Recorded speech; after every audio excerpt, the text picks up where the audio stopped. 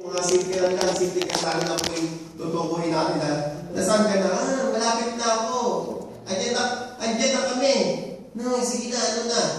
Tapos yung pala, maniligo pa lang. Di ba? Ano ba yan? Bakit kami ba? Ay, ano, ganyan din ako noon. Kung ano talaga, kung ano yung tama, yun yung tama. Alam niyo po ba? Nasa pamagitan niya, i-train na natin ang ating sarili. No, kung sabi na tawag nito, kung sa basketball, kasi for example, kung sa basketball, no, kasi alam naman yung ano, naka 2 points ka lang, no? Naka 1 point ka lang. Sa 10 free throw, isa lang pala na ipasok mo. Siyempre, ilang points ka lang? 5 points lang ako. Ayan, no? Binalas pa nga eh.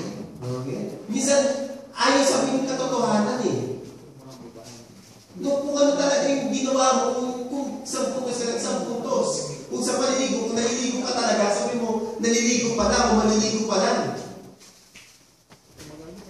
No, pero no, sa bagay na yun, yung maliit na bagay, pag napagtagumpayan natin yan, dahan-dahan, makikita natin sa ating sarili, yung mga kasinungalingan na hindi na po natin magagawa. Kaya dapat maging tapat tayo. No? Ngayon, kung talagang ayaw mo sabihin yung